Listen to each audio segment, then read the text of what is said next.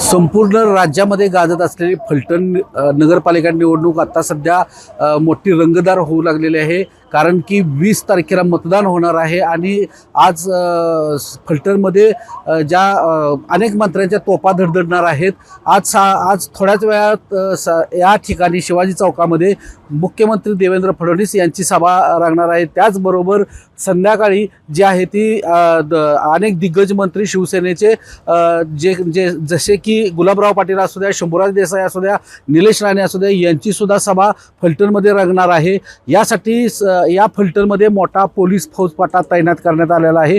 सुरक्षतेच्या दृष्टीनुसार या ठिकाणी पोलिसांचा मोठा फौजफाटा सध्या आपल्याला पाहायला मिळतोय की या ठिकाणी तैनात करण्यात आलेला आहे. आणि हे जे राजकीय वातावरण आहे फलटणमधलं आता मोठ्या प्रमाणात तापलेलं आहे.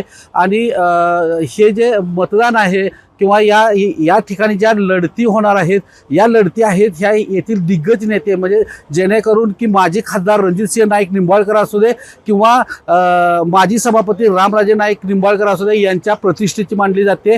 कारण की या ठिकाणी जे माजी खासदार आहेत रणजितसिंह नाईक निंबाळकर यांचे बंधू आहेत, हे नगराध्यक्षपदासाठी उभे राहिलेले आहेत. त्याचबरोबर माजी सभापती आहेत रामराजे नाईक निंबाळकर यांचे चिरंजीव या ठिकाणी सभापती पदासाठी निवडणुकीसाठी उभे राहिलेले. त्यामुळे ही निवडणूक आहे ती मोठी रंगतदार होणार आहे. आणि मतदार आहेत हे 20 तारखेला कोणाच्या पारड्यात मतं टाकणार आहेत आणि या ठिकाणी कोणाचा नगराध्यक्ष होणार आहे हे आता पाहणे गरजेचं आहे.